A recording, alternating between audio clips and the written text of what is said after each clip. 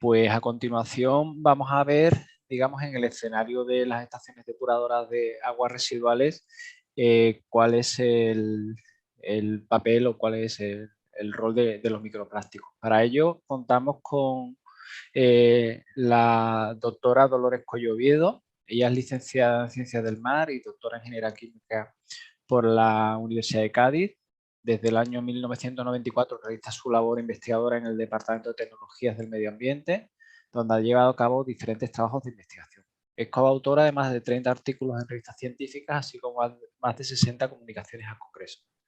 Ha dirigido 3 tesis doctorales y 2 que se encuentran en vías de realización, y en la actualidad lidera 2 proyectos de investigación relacionados con la eliminación de microplásticos en estaciones depuradoras de aguas residuales. Y sobre esa temática, los microplásticos y su acumulación en los fangos de EDAR, es donde va a realizar su ponencia. Pues, Loli, cuando quieras puedes presentarnos tu ponencia. Comparte la pantalla y...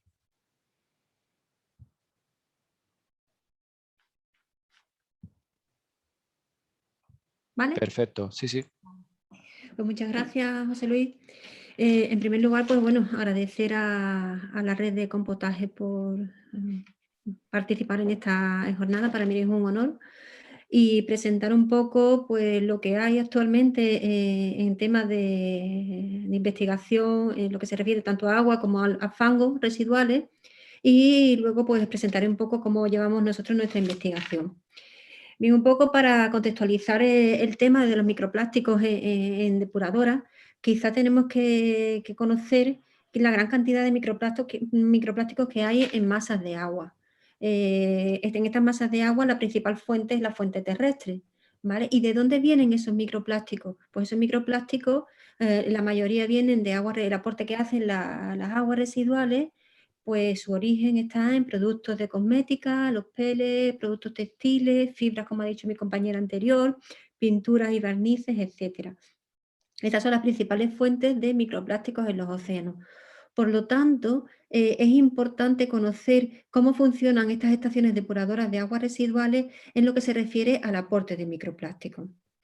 Y es como voy a empezar. Pues bien, una EDAR, como bien sabéis, está diseñada para eliminar principalmente materia orgánica, ¿vale? Y en esta problemática que se ha planteado con el tema de los microplásticos, las plantas de tratamiento de aguas residuales se han identificado como una fuente importante de microplásticos que llegan al medio acuático a través del efluente, pero también hay que tener en cuenta el papel tan importante que están tomando como sumideros de estos contaminantes, ¿vale? Contaminantes primarios o secundarios, ya se hablaba anteriormente de la clasificación en cuanto a la naturaleza de los plásticos, y es importante tener en cuenta esta definición. Pues bien, en una estación depuradora de aguas residuales llegan las aguas residuales que tienen unas características particulares, que son pues la alta heterogeneidad. Sabemos que el agua pues, va variando a lo largo del día, de las horas, de la estación, etc. Y tienen un alto contenido en materia orgánica. Y además, estas estaciones depuradoras pues, están diseñadas, pues, como he dicho anteriormente, para eliminar materia orgánica, y no existe ningún tratamiento específico para la eliminación de microplásticos. Y ante esto, ¿qué tenemos? Pues existe una cantidad, ya veremos si va a ser importante o no, de microplásticos en el efluente que no son retenidos, pero al no existir ningún tratamiento específico para eliminar estos microplásticos, quedan absorbidos o quedan acumulados en los fangos residuales. Bien, es un poco la idea para que vayamos un poco situándonos entre las problemáticas que nos encontramos. Bien, una estación depuradora de aguas residuales, muchos la conoceréis, tenemos 2 líneas, la línea de agua, la línea de fango, y en la línea de agua, pues el agua residual va a ir pasando por una serie de operaciones unitarias en donde el objetivo nuestro siempre es eliminar la materia orgánica. ¿Pero qué ocurre? Pues que en estas operaciones vamos a tener como beneficio que se van a eliminar gran cantidad de los microplásticos que están presentes en el influente. Y en la línea de lodo, pues vamos a tener acumulado gran cantidad de estos microplásticos que se han eliminado porque no existe ningún tratamiento específico para eliminarlo. Por lo tanto, donde lo vamos a tener son en los fangos y ellos van a pasar a la línea de lodo, ¿vale? Bien, Las estaciones depuradoras de aguas residuales urbanas, como he dicho, no están diseñadas para la eliminación de microplásticos, pero parece ser que la investigación indica que si modificamos de alguna forma la línea de agua que existe en la actualidad, puede ser una solución importante para reducir la entrada de estos contaminantes emergentes al medio ambiente, ¿vale? A los medios receptores. Pues vamos a ver qué pasa, cómo lo vamos a hacer, cómo lo podemos hacer. Para situarnos un poco y para que vayáis viendo las tasas de rendimiento, de eliminación de microplásticos que tenemos en la actualidad con las plantas que tenemos, sin hacer ningún tipo de modificación, pues Turán y sus colaboradores, pues ellos dicen que una depuradora puede eliminar entre el 40 y el 99% de los microplásticos. Y Zhang dice que esa eficacia mayor o menor va a estar relacionado con el tamaño y la forma de los microplásticos. Un inciso solamente, es decir que los microplásticos normalmente pues, por identificación visual los vamos a clasificar en función de su tamaño, de su forma o del color, ¿vale? Y bueno, luego iré hablando en cuanto a la forma. Y luego otro estudio en una EDAR realizada por Magnusson y Noren, en una EDAR de Suecia, indica que los plásticos de mayor tamaño, es decir, como superiores a 300 micras, vamos a tener una eficacia de eliminación superior al 99%, mientras que los plásticos más pequeñitos, los microplásticos entre 20 y 300 micras, la eficacia desciende entre el 70 y el 90%. En cuanto a la forma, pues los fragmentos son los que se van a eliminar en general, siempre todo en general, ¿vale? Porque aquí el problema de que no tenemos ningún tipo de consenso ni estandarización, los fragmentos son los que se van a eliminar de una forma más eficiente, mientras que la fibra va a ser la forma más abundante en los efluentes, según la bibliografía. Bien. Para que os hagáis una idea en cuanto a cómo se eliminan estos microplásticos en la línea de agua, que es donde prácticamente están la mayoría de los estudios de los últimos 5 años, he seleccionado 4 depuradoras totalmente diferentes, una de Wuhan, en China, otra de Finlandia, en Cartagena, en España, y otra en Escocia. Como veis, los caudales a los que trabajan son totalmente diferentes y la población servida pues también. Bien, tengo datos he recopilado datos en el pretratamiento, en la salida del tratamiento primario, en la salida del tratamiento secundario y a la salida del tratamiento terciario. Para que pongáis de manifiesto el poco consenso o la poca estandarización que hay en este tipo de estudios, ni siquiera a la hora de tomar muestras en el pretratamiento nos ponemos de acuerdo. Hay autores que toman las muestras brutas, justo en la entrada a la estación depuradora, otros lo toman a la salida de las rejas, y otros la toman pues a la salida del desarenado. Ya veis que un poco la heterogeneidad domina en este tipo de cosas. Pues bien, a partir de estos datos, veis cómo también existe heterogeneidad en cuanto a la cantidad de microplásticos que se han contabilizado.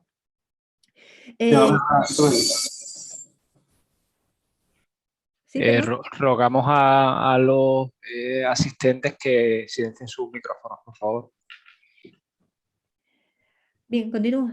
En cuanto a esta determinación en pretratamiento, si vemos qué ocurre en el tratamiento primario, pues en el pretratamiento vamos y junto con la decantación primaria, sedimentación primaria, va a ser los principales tratamientos donde se van a retener gran cantidad de microplásticos que están presentes en las aguas residuales, observándose que cuando tenemos un tratamiento con floculación se eliminan gran cantidad de microfibras, que son, digamos, la mayoritaria en la mayoría de los estudios.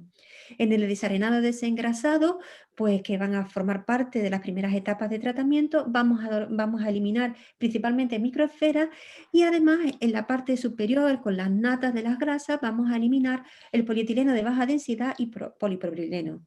¿Vale? Entonces, ante esta situación, ¿cuáles son los rendimientos que se obtienen? Pues en valores absolutos os muestro en este estudio pues, las concentraciones, la cantidad de microplásticos en la salida del tratamiento primario y podemos ver la eficacia de este tratamiento primario. Como veis, se pone ya de manifiesto la heterogeneidad que tenemos de datos.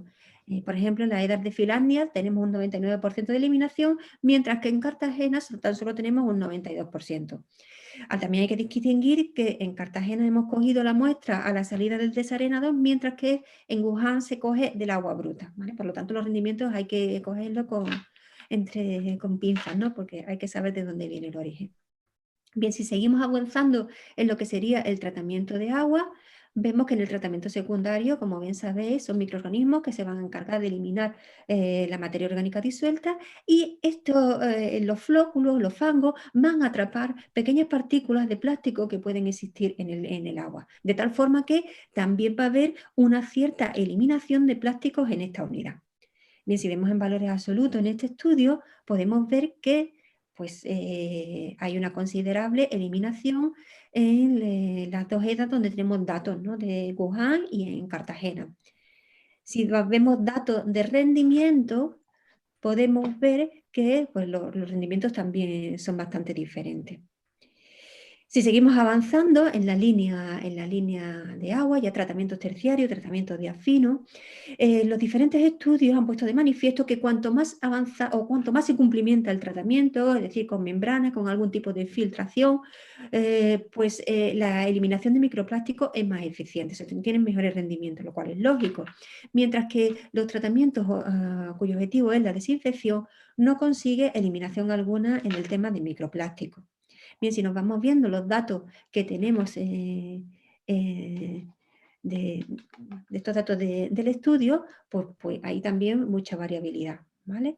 Si vemos valores en rendimiento, que quizás nos pueden orientar mucho más, los rendimientos oscilan entre el 98% y el 64%, lo cual está de acuerdo con lo que os he comentado anteriormente, que existe una eliminación importante a lo largo de la línea de agua de la presencia de microplásticos.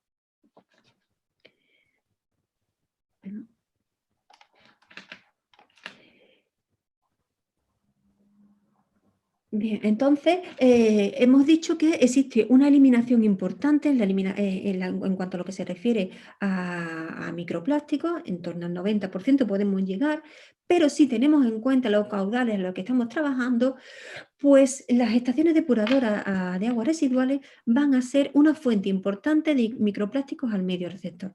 En un estudio realizado por Freeman en el año 2020, confirmó que la cantidad de microplásticos que pueden llegar al medio receptor en una EDAR de tamaño medio, entre 30.000 y 50.000 metros cúbicos día, la cantidad de microplásticos que se pueden alcanzar es esa que estáis viendo ahí en la transparencia. Por lo tanto, es un valor importante a tener en cuenta. Necesitamos que este aporte sea menor porque lo están sufriendo nuestros medios receptores. Bien, voy a dejar este tema aquí y nos vamos a meter ahora en lo que sería la línea de fango. La línea de fango, como os he dicho, al no existir ningún tratamiento específico para la eliminación de los microplásticos, los plásticos están siendo retenidos principalmente en el decantador primario y en el decantador secundario, forman parte de los fangos que se tratarán, se estabilizarán en la línea de lodo. En la línea de lodo, pues se son sometidos a procesos de digestión, de espesamiento, etc. Y por último, pues una de las mayores usos que se suelen hacer de estos fangos es la aplicación de terrenos agrícolas o fertilizantes. Y bien, ¿y qué pasa? Porque tenemos una concentración, ¿es importante la concentración? ¿No es importante? ¿Es grande? Pues bueno, vamos a ver qué ocurre, qué es lo que hay en la investigación al respecto. Pues bueno, hasta ahora la reutilización de aguas residuales tratadas y la aplicación de lodo en suelo pues era una buena práctica que correspondía al concepto de economía circular. Sin embargo, se está viendo en los últimos años con el tema de los contaminantes emergentes, en concreto con los microplásticos, que se puede convertir en una forma de reintroducir los microplásticos al medio ambiente. Por hablar de valores, pues el estudio de Zahorami en el año 2021 indica que el efluente de la EDAR puede aportar en torno a 22 y 133 millones de microplásticos al día. Los lodos, pues esos valores que tenemos ahí, una cantidad importante, y cuando los lodos se llevan a vertederos, pues también hay que tener cuidado con los lisidios que se forman. Por lo tanto, tenemos una problemática bastante seria que hay que afrontar de alguna forma, hay que intentar solucionarla.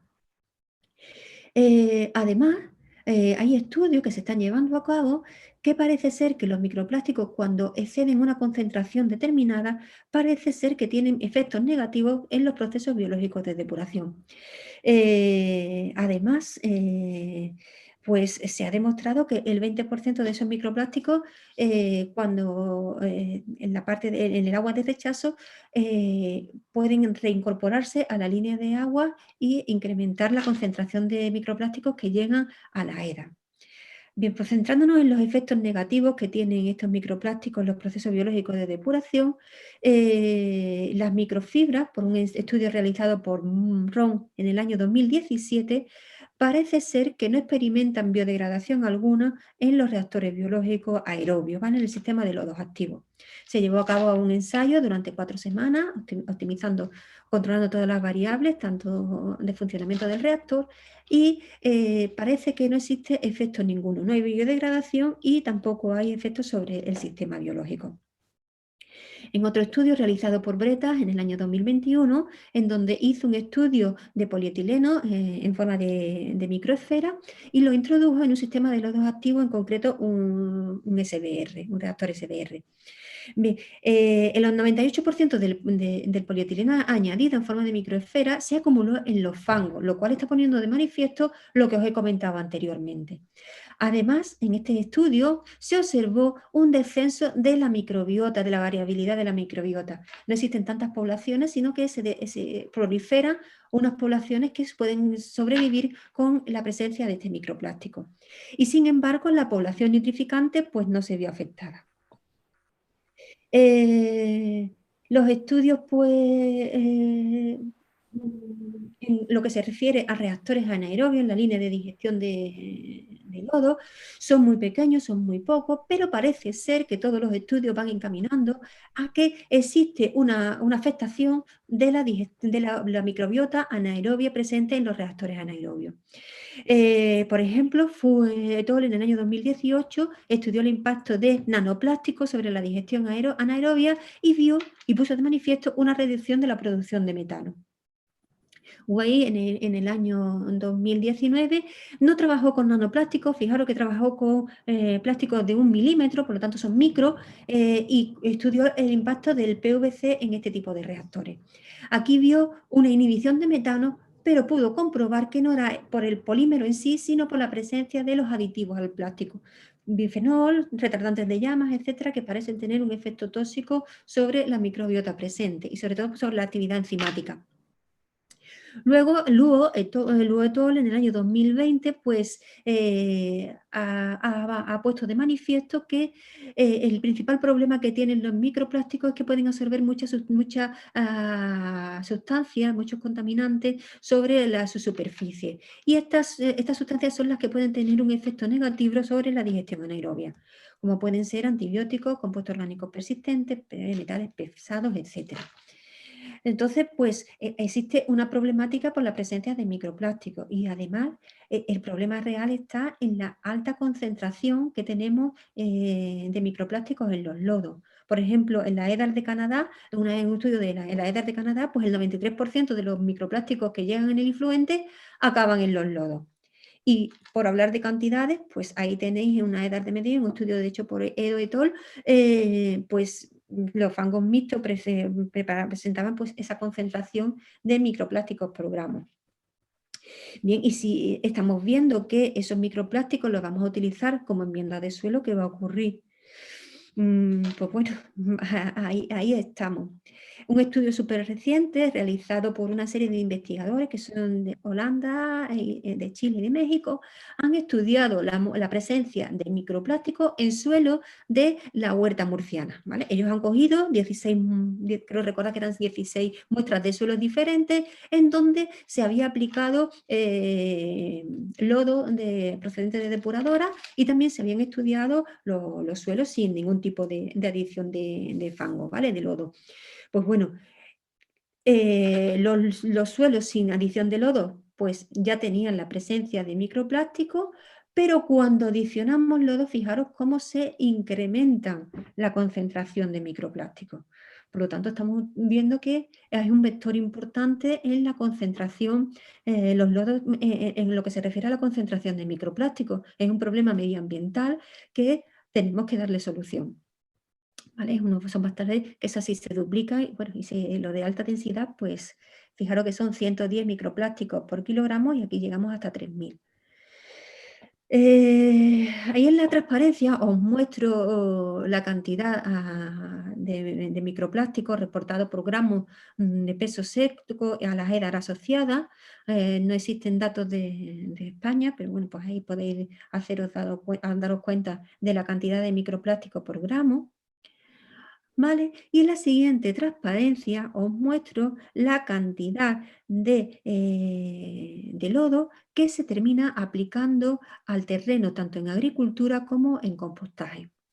Como podéis ver, Finlandia y Corea pues, son los que se dedican una mayor aplicación de estos lodos al compostaje.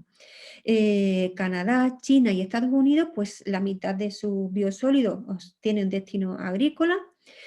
Finlandia destaca porque tiene una alta concentración de microplásticos en los lodos y también hay que destacar que los Países Bajos no dedican prácticamente nada de los biosólidos producidos a agricultura, no enmienda de suelo ni compostaje.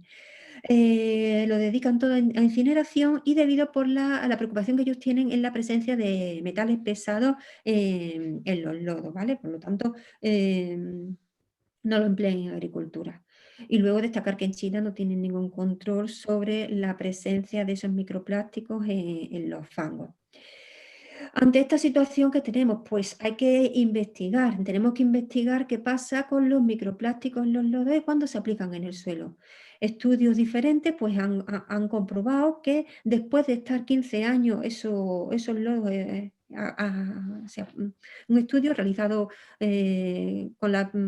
para ver la evolución de esos microplásticos en el suelo, ¿vale? Se vio a lo largo de los años cómo iba evolucionando estos plásticos con el tiempo y se vio la permanencia de estos compuestos a lo largo del tiempo. Parece ser que las condiciones del suelo la hacen idónea porque evitan que el plástico se exponga a condiciones de oxígeno y de luz, que son los factores primordiales que van a afectar para la degradación de estos compuestos. Por lo tanto, es importante que antes de iniciar estas investigaciones sobre qué pasa con los microplásticos en los lodos. Bueno, mi compañera de a continuación va a hablar sobre este tema. Bien, en el siguiente apartado voy a pasar un poco por alto porque ya han hablado de la determinación de microplásticos, hablaré de un poco el principal problema que tenemos para detectar los microplásticos es que no tenemos un método estandarizado sobre microplásticos en EDA, por lo tanto, como ha dicho mi compañera anterior, cuando queremos comparar datos, cuando queremos hacer una comparación y podernos apoyar en datos bibliográficos, pues es difícil porque no sabemos o utilizan métodos diferentes o lo que hacemos es seguir el método de otros investigadores porque es la única forma de poder comparar nuestros métodos. De todas formas, es muy difícil. Nosotros en nuestro grupo de investigación estamos trabajando con esta secuencia de tratamientos en donde tomamos las muestras con unos tamices de acero inoxidable, luego realizamos un método de digestión ácida con fento, con agua oxigenada y sulfatos de hierro y luego procedemos a una separación por densidad y retenemos las muestras en un filtro. Bien, ahí tenemos un poco, lo voy a pasar por alto, los diferentes métodos de extracción que existen en la bibliografía. Nosotros utilizamos Fento porque es el que nos ha dado una mayor relación de la recuperación de microplásticos y además no deterioro de las mismas. Luego hacemos una separación por densidad, utilizamos cloruro sódico por el impacto medioambiental que produce, que es inferior al resto de los compuestos que se utilizan en la bibliografía y además económicamente es más rentable. Y luego pues retenemos la muestra en un filtro. A continuación pasamos, una vez que tenemos la muestra recogida en el filtro, pasamos a la identificación visual y hacemos un recuento de micropartículas. Es importante distinguir que en este momento no estamos haciendo recuento de microplásticos porque no tenemos la seguridad de que las partículas que estamos contando sean plásticos. ¿Vale? Hacemos un recuento, clasificamos en función del tamaño, en función de la forma y del color. Hay veces que podemos utilizar alguna tinción como rojo de Nilo, rosa de Bengala, para aumentar la eficacia en el recuento. Hay que decir que esta medida es subjetiva porque lo que mira un ojo no mira al otro, pero bueno, tenemos unas normas y es importante esta identificación visual. Y luego pasamos a las técnicas analíticas, que la bibliografía pues recoge muchas más, voy a señalar las que se utilizan de forma más frecuente, y nosotros en nuestro laboratorio estamos utilizando la espectroscopía infrarroja por transformada de Fourier, el FETIR o también el microfetir, para llegar a partículas de tamaño inferior. De hecho, hay dos autores, Sun y Hilares, pues en el año 2018 ellos dijeron que la espectroscopía, tanto microfetir como microraman, son los que van a aportarnos resultados más fiables en lo que son las muestras de agua. Bien, pues esto sería en lo que se refiere a la determinación de plástico. Pasaba muy por alto porque ya se había hablado anteriormente de este tema, y a continuación os voy a mostrar algunos de los datos que tenemos hasta el momento en el grupo de tecnología del medio ambiente de la Universidad de Cádiz. Bien, en nuestro grupo somos una línea de investigación que nos hemos llamado Cineplas, y en la actualidad estamos trabajando en 3 proyectos de investigación. Tenemos un proyecto a nivel de un plan nacional en donde estamos trabajando sobre la implementación de tecnología en la línea de agua para eliminar totalmente la presencia de microplásticos en esta. Tenemos un proyecto de financiación autonómica y va encaminado a investigar qué ocurre en la línea de fango cuando los fangos con microplásticos son sometidos a los diferentes tratamientos, qué ocurre con estos microplásticos. Y luego tenemos un proyecto europeo que, bueno, se desvía un poco de la línea y no voy a entrar en ello. Loli, tenemos que ir concluyendo Vale. con el tiempo asignado. Bueno, os muestro a continuación algunos de los resultados que hemos obtenido. Un estudio para ver la situación de concentración de microplásticos que hay en la ciudad de Cádiz. Muestreamos 7 depuradoras, 5 urbanas y 2 industriales, y ahí se os muestran los datos que ponen de manifiesto lo que hemos dicho anteriormente. El tamaño más pequeño de microplásticos, pues el más abundante, y a medida que tanto en el influente como en el efluente. En cuanto a formas, las fibras son las más abundantes junto con los fragmentos, ¿vale? Y por lo tanto, lo que muestra que los tratamientos que existentes pues, no son eficaces en la eliminación de estas formas. Y en cuanto al tipo de microplástico, al polímero, el cual fue determinado con el FETIR, pues no hay ningún tipo de homogeneidad. Dependiendo de las muestras que sea, pues vemos un polímero u otro. Estamos viendo que en el influente, tanto de las EDAR urbanas como las industriales, es el PVC el más frecuente, y en el efluente pues no hay una cierta unanimidad.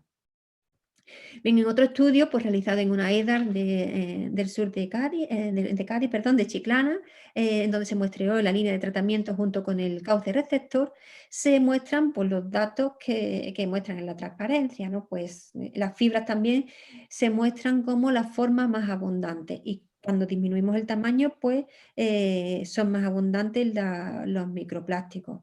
En cuanto al tipo de polímeros que tenemos, pues tampoco hay ningún tipo de homogeneidad. En el caso del influente, pues tenemos el polietileno, en el efluente tenemos el poliestireno, y en el cauce receptor, pues diferentes.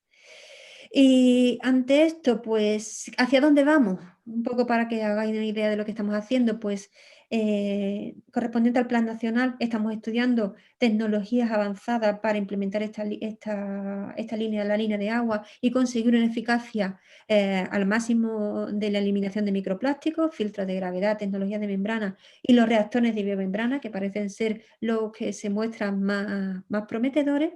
Y en el tema de la línea de fangos, en el proyecto que tenemos de plan autonómico, estamos viendo qué ocurre con los plásticos en la digestión aerobia mesofílica, anaerobia termofílica, reactores aerobios, y luego vamos a ver en fermentadores con microbiota específica. Los primeros estudios que hemos llevado a cabo con una digestión anaerobia mesofílica, actuando con el polipropileno, ensayos de biodegradación, se ve que existe una disminución en la tasa de rendimiento de metano. Esto ha sido un estudio preliminar, no podemos establecer nada, pero parece que todo va encaminando por ahí.